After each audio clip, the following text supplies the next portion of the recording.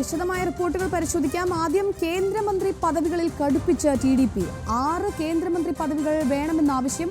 ആരോഗ്യം, ഗ്രാമവികസനം, ഗതാഗതം എന്നീ മന്ത്രി പദവികൾ TDP ചോദിക്കും. ആന്ധ്രയ്ക്ക് പ്രത്യേക പദവി വേണമെന്നുമാണ് ആവശ്യം.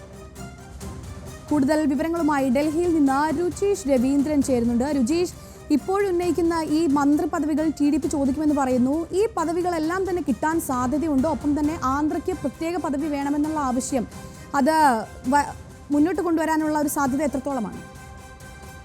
വീണ, ഇന്നലെ തന്നെ NDA യോഗത്തിൽ പിന്തുണ അറിയിച്ചെങ്കിലും TDPയും JDUവും പിന്തുണ അറിയിച്ചെങ്കിലും അവർ ഉന്നയിക്കുന്ന ഈ മന്ത്രി പദവികളിൽ ഉൾപ്പെടെയുള്ള കാര്യങ്ങളിൽ പറയുന്ന കാര്യങ്ങൾക്ക് BJP വഴങ്ങി കൊടുക്കേണ്ടി വരും എന്ന് തന്നെയാണ് സൂചന. പ്രധാനമായും ഉള്ള വകുപ്പുകൾ ഈ ആരോഗ്യം, അതോടൊപ്പം ഗ്രാമവികസനം, ഗതാഗതം, IT, കൃഷി, ഇത്തരം വകുപ്പുകളൊക്കെ തന്നെ വേണമെന്ന ആവശ്യമാണ് TDP ഉന്നയിക്കുന്നത്. കാരണം ഈ TDPയും JDUവും ചേർന്നാൽ 28 സീറ്റുകളാണുള്ളത്. 240 സീറ്റുകൾ മാത്രമുള്ള BJPക്ക് NDAക്ക് 293 ഉണ്ടെങ്കിൽ കൂടി 28 എണ്ണം കുറച്ചാൽ അത് കേവല ഭൂരിപക്ഷം പോലും താഴോട്ട് പോകുന്ന ഒരു സാഹചര്യം ഉണ്ടാവും. അതുകൊണ്ട് ഈ രണ്ട് കക്ഷികളെയും നിലനിർത്തേണ്ടത് BJPയുടെ കൂടി ആവശ്യമാണ്.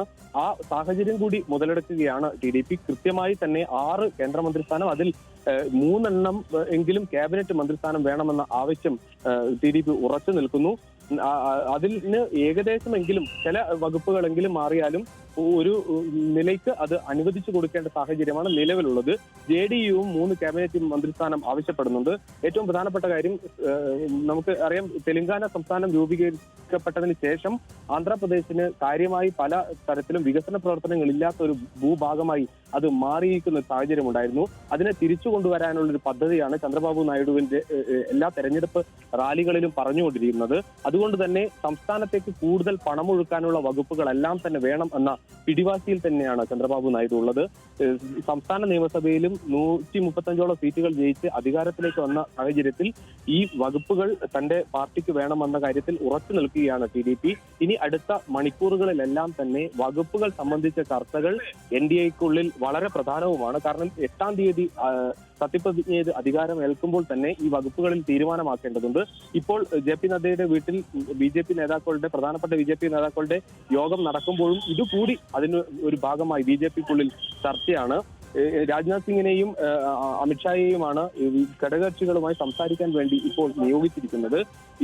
നിതീഷ് കുമാറുമായും ചന്ദ്രബാബു നായിഡുവുമായി ഇക്കാര്യത്തിൽ സംസാരിക്കുന്നത് അമിത്ഷായും രാജ്നാഥ് സിംഗുമാണ്. പക്ഷേ വിട്ടുവീഴ്ചയ്ക്കുണ്ടാകില്ല എന്ന സൂചന തന്നെയാണ് TDPയും JDUവും നൽകുന്നത്. എന്തായാലും ഇരു കക്ഷികളെയും കൂടെ നിർത്തി അല്ലാതെ ഒരു ഭരണത്തിലേക്ക് പോകാൻ BJPക്ക് പറ്റാത്തൊരു സാഹചര്യത്തിൽ പല വകുപ്പുകളും BJPക്ക് വിട്ടു നൽകേണ്ടി വരും. പക്ഷേ പ്രധാനപ്പെട്ട വകുപ്പുകളായ ആഭ്യന്തര ഉൾപ്പെടെയുള്ള വകുപ്പുകൾ വിട്ടുകൊടുക്കേണ്ടതില്ല എന്ന നിലപാട് BJPക്കുമുണ്ട്. അത്തരം സൂചന തന്നെയാണ് ഇപ്പോൾ വരുന്നത്. അതോടൊപ്പം ലോക്സഭാ സ്പീക്കർ സ്ഥാനത്തിന് വേണ്ടി 2 പാർട്ടികളും ഉന്നയിച്ചിട്ടുമുണ്ട്.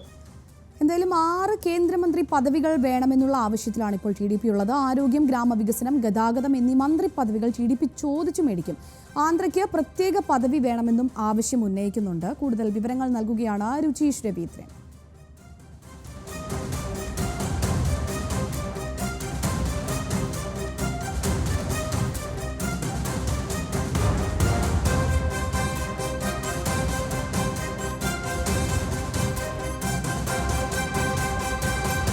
JP നദ്ദയുടെ വീട്ടിൽ BJP നേതാക്കളുടെ യോഗം ചേരുകയാണ്. തോൽവി വിലയിരുത്തലും മന്ത്രിസഭാ രൂപീകരണവും എല്ലാം അജണ്ടയാണ്.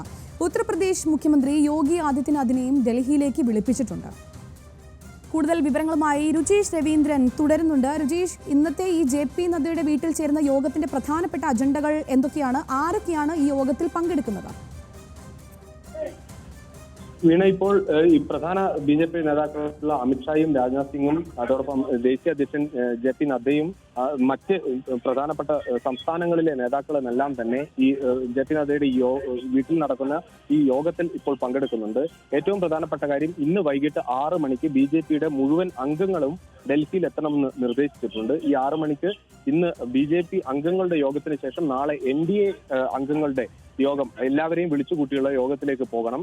എന്തായാലും മന്ത്രിസഭയിലെ രൂപീകരണത്തിൽ തന്നെയാണ് പ്രധാന അജണ്ട. മന്ത്രിസഭാ രൂപീകരണത്തിൽ ഏതൊക്കെ സംസ്ഥാനങ്ങൾക്ക് എത്ര മന്ത്രിമാരെ നൽകണം, ഏതൊക്കെ നേതാക്കളെ മന്ത്രിമാരാക്കണം, ഏതൊക്കെ വകുപ്പുകൾ നൽകണം തുടങ്ങിയ കാര്യങ്ങളൊക്കെ വളരെ പ്രാധാന്യത്തോടെ ചർച്ച ചെയ്യുന്നത് ഈ യോഗത്തിലാണ്. എന്തായാലും അതിൽ ഏകദേശ ധാരണയൊക്കെ BJP-യിലും ഉണ്ടാകുന്നുണ്ട് എന്ന് തന്നെയാണ് മനസ്സിലാക്കുന്നത്. പക്ഷേ ഏറ്റവും പ്രധാനപ്പെട്ട കാര്യം ഇത്തവണ ജയിക്കാനായെങ്കിൽ കൂടി, NDAക്ക് ജയിക്കാനായെങ്കിൽ കൂടി ഈ സീറ്റ് കുറഞ്ഞത് വലിയ തിരിച്ചടി തന്നെയാണ്.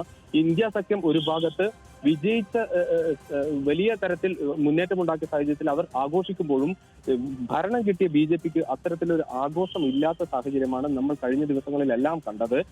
240-ലേക്ക് ചുരുങ്ങിയ സാഹചര്യത്തിൽ ഘടകകക്ഷികളെ കൊണ്ട് മാത്രം ഭരണത്തിൽ ഏറാൻ പറ്റുന്ന ഒരു സാഹചര്യം നിലവിലുണ്ട്. ഏറ്റവും പ്രധാനപ്പെട്ട കാര്യം ഉത്തർപ്രദേശ് അടക്കമുള്ള പ്രധാന സംസ്ഥാനങ്ങളിൽ അയോധ്യ ഉൾപ്പെടെയുള്ള ഒരു സാഹചര്യത്തിൽ പോലും BJP-ക്ക് മുന്നേറാൻ സാധിച്ചില്ല. അവിടെ SP-ക്ക് മുന്നിൽ പരാജയപ്പെടേണ്ടി വന്നു.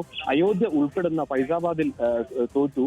നരേന്ദ്രമോദി 6.7 ലക്ഷം വോട്ടിന് ജയിച്ചിരുന്ന വാരാണസിയിൽ പിന്നീട് ഈ സാഹചര്യത്തിൽ ജയിച്ചത് 1.5 ലക്ഷത്തോളം വോട്ടിന് മാത്രമാണ്.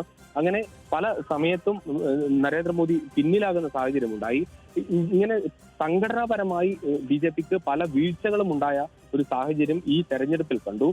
ഇത് എങ്ങനെ ഉണ്ടായി എന്ന് വിലയിരുത്താനും തുടർന്നുള്ള നീക്കങ്ങൾ അടുത്ത നിയമസഭാ തെരഞ്ഞെടുപ്പ് വരുമ്പോൾ കൂടുതൽ ശക്തമായി ഇന്ത്യ സഖ്യം ഒന്നിച്ച് തെരഞ്ഞെടുപ്പിനെ നേരിടുന്ന സാഹചര്യമുണ്ട്. അങ്ങനെ സംഘടനാപരമായ മാറ്റങ്ങൾക്ക് വേണ്ടിയാണ് ഈ യോഗം ഇപ്പോൾ വിളിച്ചുകൂട്ടിയിരിക്കുന്നത്.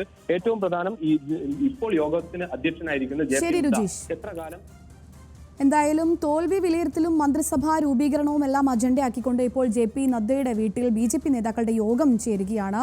ഒപ്പം തന്നെ ഉത്തർപ്രദേശ് മുഖ്യമന്ത്രി യോഗി ആദിത്യനാഥിനെയും ഡൽഹിയിലേക്ക് വിളിപ്പിച്ചിട്ടുണ്ട്. ഈ വാർത്തയുടെ കൂടുതൽ വിവരങ്ങൾ നൽകുകയായിരുന്നു ഡൽഹിയിൽ നിന്ന് രുചീഷ് രവീന്ദ്രൻ.